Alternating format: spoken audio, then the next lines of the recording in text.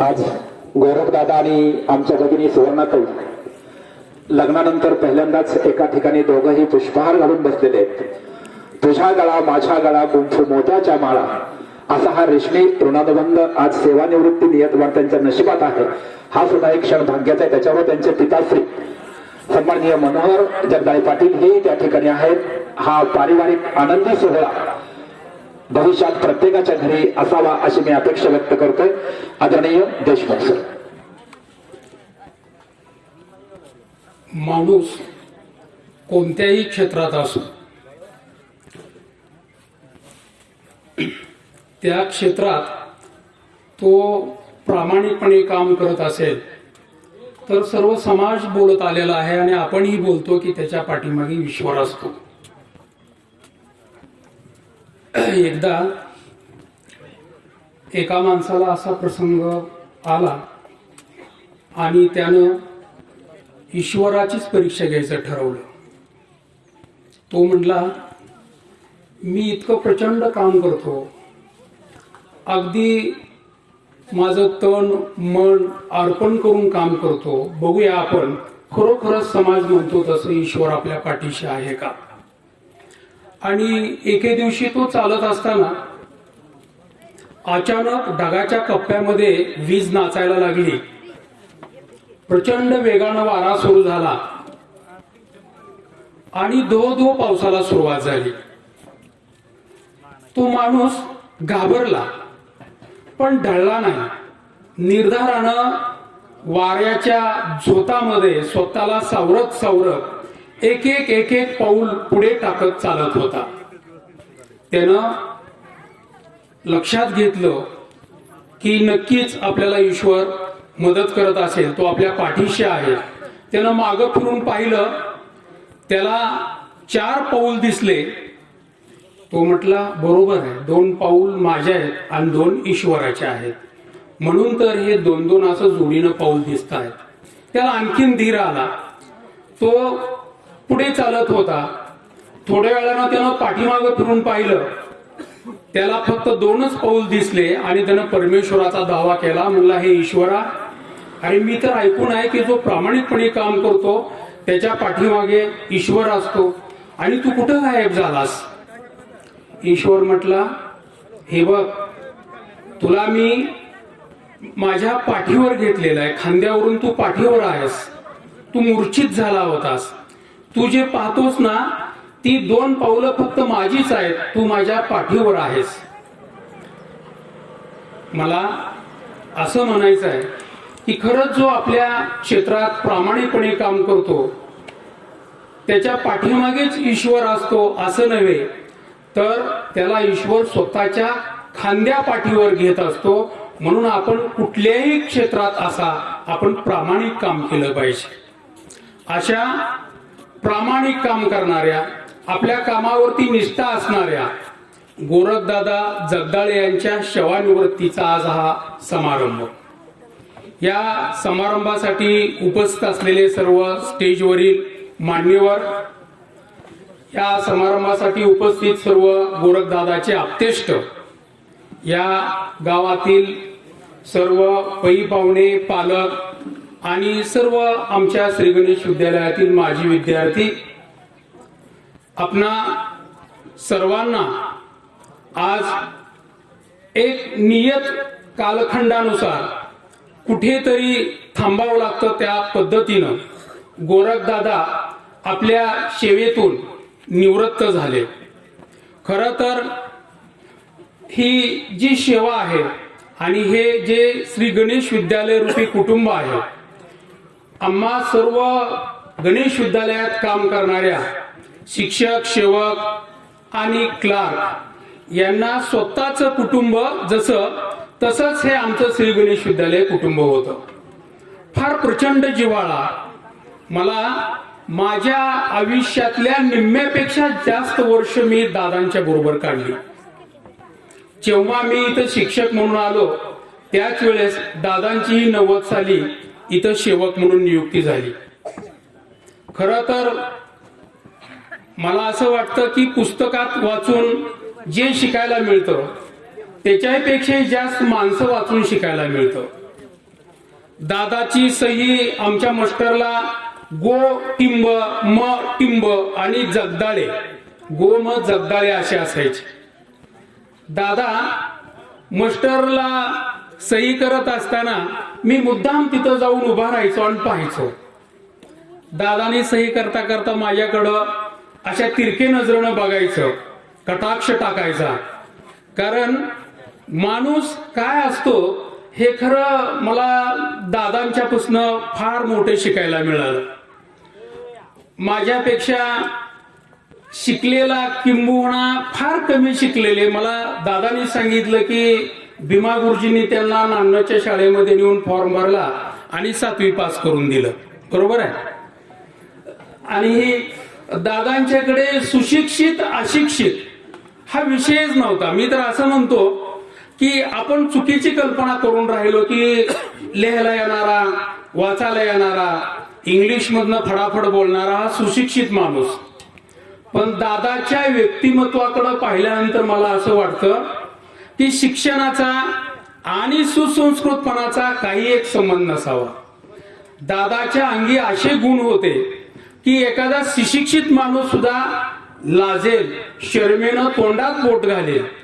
मी अशी कित्येक तरी उदाहरणं दादाच्या बाबतीतली देऊ शकतो. एकदा असं झालं की स्टाफ रूम मध्ये एक विद्यार्थ्याला आपल्या गावातला दारपळ मधला आणि तो ऑफिस मध्ये म्हणत होता की माझा दाखला द्या.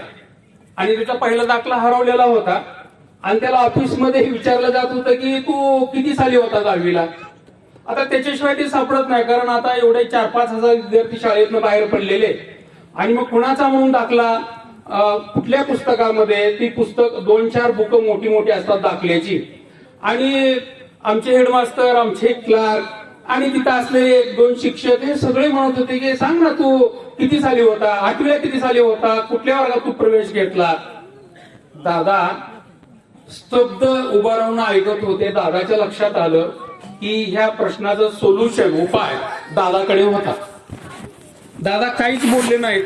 कसे बोलणार? शाळेतले सर्व तिथं मुख्याध्यापक आहेत, क्लार्क आहेत, शिक्षक होते. मी पलीकडे स्टाफ रूम मध्ये उभारलेलो होतो. आणि थोड्या वेळानं तो मुलगा थांबला आणि बाहेर आला. दादाने त्याला धरलं दरवाजात आणि त्याला आतमध्ये नेलं. आपल्या विद्यालयामध्ये असं बोर्ड एक लावलेला आहे की 90 साली पहिला आलेला मुलगा, 91 साली, 92 साली प्रथम आलेला मुलगा, त्याचं साल आणि त्याची टक्केवारी. दादाने बघा त्या मुलाला त्या बोर्ड जवळ नेलं आणि त्याला सांगितलं की या बोर्ड मधला तुझ्या वर्गात पहिला आलेला 10वीतला मुलगा सांग. त्याला हे सांगितलं. मला वाटतं तो मुलगा साधारण 98 साली आमच्याकडे 10वी झाला होता. आणि तो लगेच तिथं शेजारी हामुकाका होते आणि हामुकाका त्यांच्या कामात व्यस्त होते, खाली बघून येत होते. त्यांनी हे कुणीच बघितलं नाही दृश्य. दादानी पटकन त्याला सांगितलं आणि त्यानं सांगितलं 98 साली मी, माझ्या बॅचचा मुलगा हा 10वीला झालेला आहे. आणि त्या मुलाचा दाखला मिळाला. मग मला सांगा अशिक्षित माणसाचं डोकं कसं असतं. मला दादाला मी बाजूला घेतलं पुन्हा आणि दादाला मी एक गोष्ट सांगितली.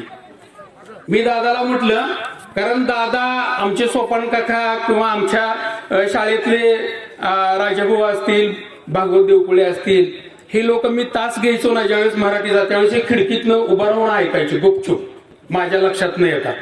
त्याच्यामुळे त्यांना वाटतं मी दादा इकडे म्हणलं तुम्ही. एकदा काय झालं म्हणलं, एक सूट बूट टाय घातलेला माणूस गावाकडे निघाला. पूर्वीच्या काळी काय प्रत्येक गावात एसटी जात नव्हती. मग तो असा अकोले पट्टीच्या माळावरती उतरला आणि तो माणूस चालत बीबीदारकडे यायला लागला. तेवढ्यात एक बैलगाडी, एक शेतकरी बैलगाडी घेऊन निघाला होता. तो त्याचं काय माळवा सोलापूरला ऐकून परत दारपळ निघाला होता. तो त्या बैलगाडीवाल्याला त्या साहेबाने हात केला आणि तो बैलगाडीवाला म्हणला बसा. आणि मग तो साहेब बैलगाडीमध्ये बसले आणि दोघांची चर्चा सुरू झाल्यानंतर तो साहेब म्हणला आपला वेळ कसा जाणार, आता काय गप्पा मारायच्या, असं करा म्हणला, तुम्हाला काय प्रश्न विचारा असेल तर मला प्रश्न विचारा, मी तुम्हाला काही प्रश्न विचारतो. शेतकरी हुशार होता. अशिक्षित आणि सुशिक्षितातला फरक सांगतो तुम्हाला मी. कारण दादा अंगठे बहादर होते. आता मी सुशिक्षित माणसं अंगठाच दाखवतात. सर बरोबर आहे का? अंगठा हा सुशिक्षिताला सुद्धा आता द्यावा लागतो, अंगठा एवढा महत्वाचा आहे. मी दादाला म्हटलं, ऐकता ना तुम्ही, म्हणलं तो शेतकरी अंगठाबद्दल असला तरी फार हुशार होता. तो काय म्हणला, हे बघा साहेब, आपण असं करूया, प्रश्न एकमेकाला विचारूया, पण जर मी प्रश्नाचं उत्तर जर दिलं नाही तर मी तुम्हाला 1 रुपया देणार, आणि तुम्ही जर प्रश्नाचं उत्तर दिलं नाही तर तुम्ही शिकलेले असल्यामुळे मला 2 रुपये द्यायचे. ठीक आहे. तो साहेब म्हणला ठीक आहे, आणि मग विचारा प्रश्न. मग विचारा प्रश्न म्हणल्यानंतर तो शेतकरी म्हणला, साहेब आता कुणी पहिल्यांदा प्रश्न विचारायचा? मग तो शेतकरी तेच म्हटला पुन्हा की हे बघा, म्हणला मी तुम्हाला प्रश्न विचारतो, मी अनपढ माणूस आहे, मला संधी द्या. आणि त्या शेतकऱ्यानं प्रश्न विचारला, कुठं हाणू रुमणं म्हणजे काय ते सांगा साहेब. साहेब डोकं खांजवायला लागले, कुठं हाणू रुमणं म्हणजे काय. साहेबांनी थोडा वेळ विचार केला आणि साहेब म्हणले, पाहुणे म्हणले मी हरलो, हे 2 रुपये घ्या. आणि साहेब म्हणले आता तुम्ही सांगा म्हणले उत्तर. तो शेतकरी म्हणला, मला तर कुठे येतंय, ही घ्या रुपया म्हणला. झालं, 1 रुपया कमवला अशिक्षित माणसानं. ही जी बुद्धिमत्तेची चमक असते हे कुणाच्या शिक्षणावरती अवलंबून नसते. आणि मी तर अशा मताचा आहे की प्रत्येक माणसामध्ये एक राजहंस दडलेला असतो, राजहंस. आणि तो राजहंस त्याला शोधता आला पाहिजे किंवा त्याच्या शिक्षकांनी तो शोधला पाहिजे, मग त्याच्या आयुष्याचं कल्याण होतं. दादा हे जरी कमी शिकलेले असले तरी सुद्धा दादांच्या कामामधनं दादांचं व्यक्तिमत्व नेहमी फुललेलं दिसायचं. कारण आमच्या शाळेमध्ये नागाभाऊ, दादा, त्यानंतर राजाभाऊ, भागवत देवकुळे, सोपान काका यांना वर्ग काही वाटून दिलेले असायचे स्वच्छतेसाठी. कसं माणूस एखाद्या समस्येवरती सोल्युशन काढतो बघा, आणि हात फिरे तिथं लक्ष्मी वसे असं म्हणतात. कारण स्वच्छ वर्ग असेल तर प्रसन्नता वाटते, आणि प्रसन्नता असेल तर काम अतिशय उत्तम होतं. आमच्या या गणेश विद्यालय रूपी कुटुंबामध्ये आता मी बोलतो ते तुम्ही प्रत्यक्ष अनुभवलं असेल, अनेकांनी पाहिलं असेल की आसपासची झाडी, परिसर, ह्या सगळ्या गोष्टी आहेत ना, याला सर्वस्वी माझे सर्व हे शिक्षकेतर कर्मचारी आहेत. ते खर तर त्यांची मेहनत आहे, त्यांचं कष्ट आहे. कारण एखादी इमारत, तिचं आयुष्य त्या इमारतीवरून कळत नाही, तर त्या इमारतीच्या भोवताली जी झाडी असते ना, त्या झाडावरून त्याचं आयुष्य कळतं. तुम्हाला याबद्दलचा एक दाखला मी सांगेन की आपल्या विद्यालयामध्ये 14 साली एक पुण्यामध्ये शिकणारी मुलगी, वडर समाजाची, तिने ऍडमिशन घेतलं आपल्या विद्यालयात.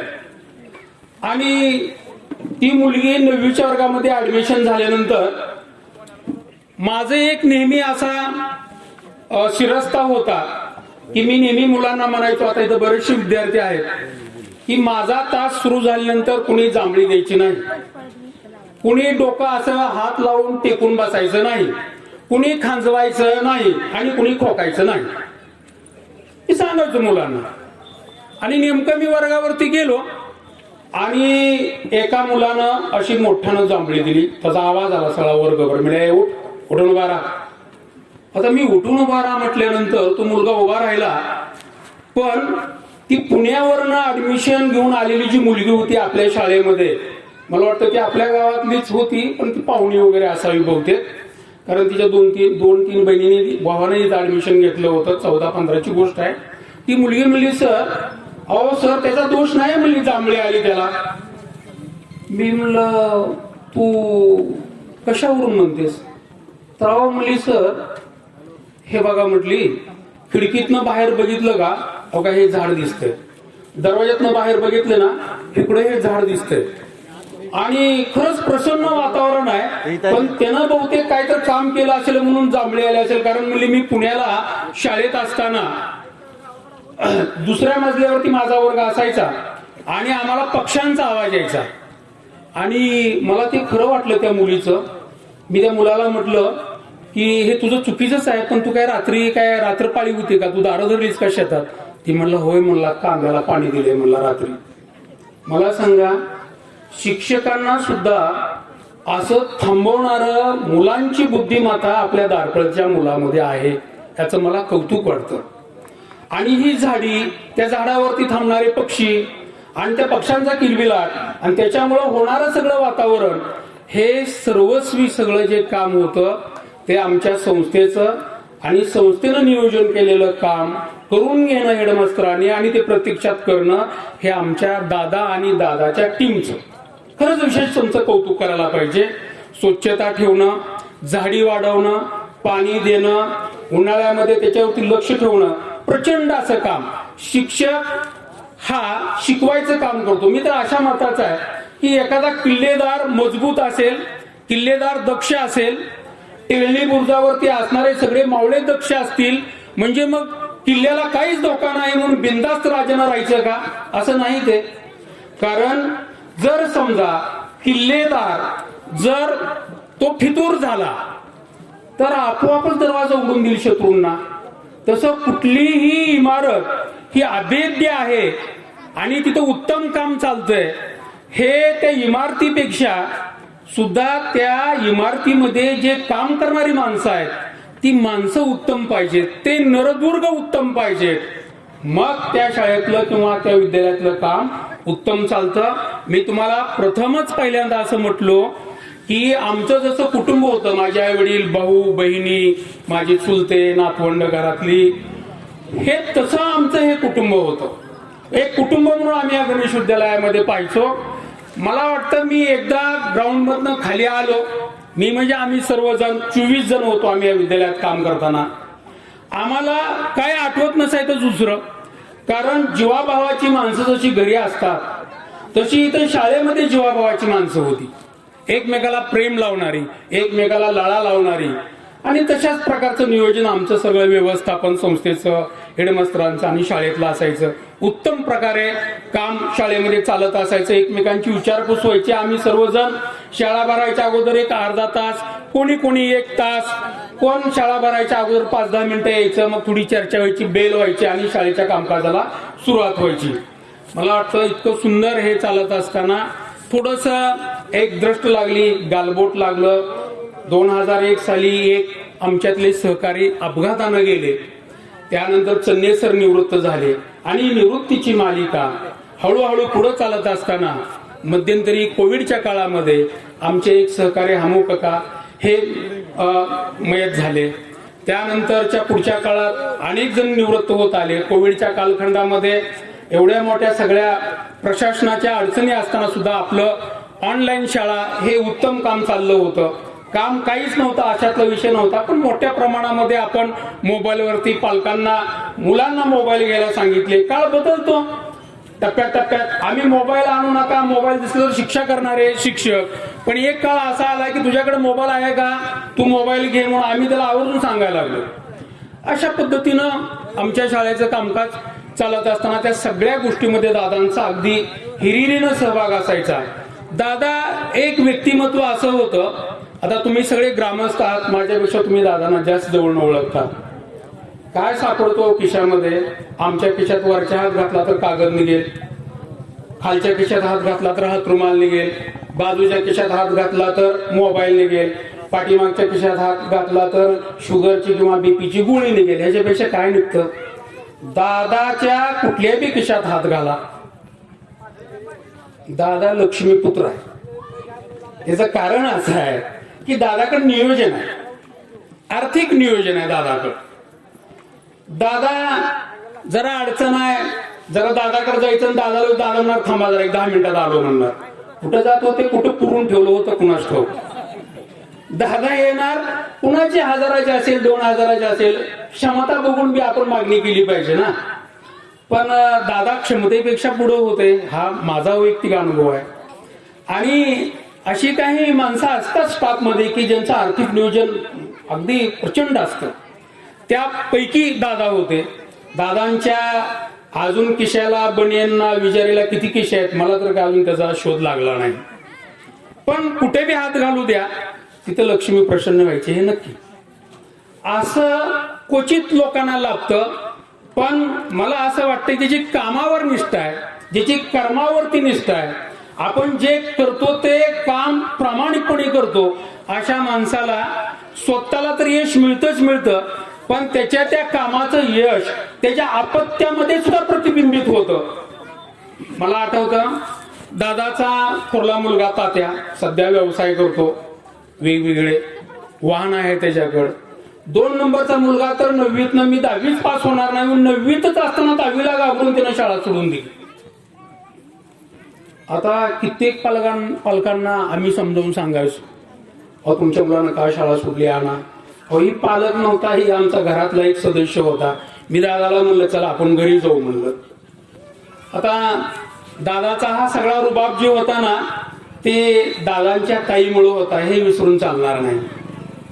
कारण माणसाचा रुबाब हा लहानपणी आईमुळे असतो आणि माणसाचं लग्न झाल्यानंतर तो रुबाब दुहेरी होतो, म्हणजे आई आणि पत्नी. मग आम्ही दादांच्या घरी आल्यानंतर दादाच्या मुलाला जवळ बोलून घेऊन समजावून सांगितलं. त्याला म्हणलं अरे तू परीक्षा तर देऊन बघ, तू ये शाळेला. जाऊ दे 1 वर्ष व्यर्थ गेलं म्हणून काय झालं, पुन्हा तो 9वीला आला पुढच्या वर्षी.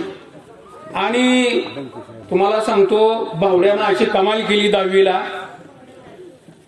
माझा प्रत्येक निरोप समारंभाच्या वेळेस काय मुलं काय भाषण करतात, शाळेबद्दल काय मत व्यक्त करतात, हे बारकाईनं मी ऐकायचो. त्या भावड्याच्या 10वीच्या बॅच पासून पाठीमागच्या बॅच मधल्या ज्या अनेकांनी भाषणं केली, त्यातलं सर्वोत्तम भाषण भावड्याचं 10वीच्या निरोप समारंभाच्या वेळेस झालं, की जे आम्ही आजही ते आम्हाला स्मरतं किंवा आठवतं. दादाच्या मुलाची भावड्याची प्रगती भाषणामध्ये जर आम्हाला दिसली. तो पास झाला चांगल्या मार्क्सनं. पुढे त्यानं तर कमाल केली. ज्यानं 10वीच्या परीक्षेला भिवून शाळा सोडली, त्यानं पुन्हा पॉलिटेक्निकला ऍडमिशन घेतलं, तो इंजिनियर झाला. आता एका कंपनीत काम करतो. व्यवसाय बी त्याचा. मी 2-3 वर्षापूर्वी इथं असताना मी जाऊन आलतो त्याच्या त्या गुराच्या गोठ्याकडे. तर आपण प्रामाणिक काम केलं की अशा प्रकारे पुत्र व्हावा ऐसा गुंडा त्याचा त्रिलोकी झेंडा, या म्हणीप्रमाणे दादानं त्यांच्या मुलामध्येही त्यांच्या संस्काराचं बीज रोपण केलं. अतिशय उत्तम प्रकारे दादाचा हा संसाराचा गाडा सध्या चालू आहे आणि याला सर्वस्वी कारण आपापल्या क्षेत्रातल्या असणाऱ्या प्रामाणिक अशा कामाचं असू शकतं असं मानणारा मी आहे. दादांना प्रचंड असं पुढच्या काळामध्ये दीर्घायुष्य लाभावं, सौख्य लाभावं. दादांनी जी प्रचंड मेहनत करून हे जे सगळं वैभव उभा केलं, ते मला वाटतं आता त्यांचे 2+2 4 नातवंडही आहेत. पत्रिका पाहिली आणि मी दादाला फोन केला. मी म्हणलं दादा काय 3री पिढी आणली का आमच्या पुढं म्हणलं. माझा आणि दादांचा असं अधनमधनं चर्चा संवाद व्हायचा. मी आपलं खुल्याप्रमाणे दादांना फोडलो. आणि वास्तविक पाहता ह्या सगळ्या गोष्टी ज्या असतात आपल्या आयुष्यामध्ये, त्या आपणा सर्वांशी असणारे दादाचे संबंध आणि विशेष म्हणजे माणसाचं जे अशा प्रकारचं गुण असतात ना, ते गुण वेगवेगळ्या पद्धतीनं वेगवेगळ्या प्रसंगामध्ये आपल्याला अनुभवायला मिळत असतात. दादानी फार मोठं जगण्याचं बळ, ताकद, खरंच प्रत्येक वेळा चर्चा करत असताना कुठल्या क्षेत्रातलं ज्ञान नाही ह्या माणसाला, अशिक्षित माणूस असून, शिकलेला नसून सुद्धा दादाकडे कुठलाही विषय काढा, शेतीतल्या कुठल्याही पिकाचा विषय काढा दादाला माहिती. त्यानंतर कुठल्याही व्यवसायातलं त्यांच्याकडे बोलायला चालू करा, ते दादांना माहिती. शिक्षण क्षेत्रात तर ते जगतच होते. त्यांना कुठल्याही आजारावरती, समस्येवरती विचारलं तर त्याच्यावरती औषधोपचार सांगणार. ह्या सगळ्या गोष्टी दादांच्याकडे होत्या. आणि दादांनी एकदा त्यांना एक अशी अडचण आली की त्यांच्या मणक्याचा काहीतरी गॅप पडला आणि सगळ्यात मोठं संकट उभं राहिलं, हे काम कसं करायचं. बघा त्याच्यावरती सुद्धा दादांनी जालिम उपाय काढला. एक 10 फूट लांबीचा असा एक लांबडा असा एक बांबू आणला आणि तो त्या किरसुनीच्या मुठीमध्ये अगदी जाम बांधून घेतला आणि इतरांपेक्षा उत्तम प्रकारे पुन्हा सेवा करायला चालू केलं. कारण माणसाला आवड असेल ना, अशा प्रकारची सवड मिळत असते. अतिशय उत्कृष्ट काम दादांनी विद्यालयात केलं. विद्यालयाच्या आजपर्यंतच्या असणाऱ्या नवलौकिकामध्ये खरंच दादा आपलं नाव हे अग्रक्रमानं घेतलं जाईल. दादांच्या सर्व कुटुंबियांना शुभेच्छा रूपी आशीर्वाद देण्यासाठी इथं सर्वजण उपस्थित आहेत. मी दादांना त्यांच्या पुढील आयुष्यासाठी दीर्घायुष्य चिंततो. त्यांना चांगल्या प्रकारचं आयुष्य जगण्यासाठी मिळो ही ईश्वरचरणी प्रार्थना करतो आणि माझं लांबलेलं भाषण थांबवतो. जय हिंद, जय महाराष्ट्र. धन्यवाद गुरुवारी अत्रे देशमुख सर. शब्दांत शहनशाह के सामने मौन रहना ही अच्छा है. अशा प्रकारचं विचार मंथन आपण या ठिकाणी केलं.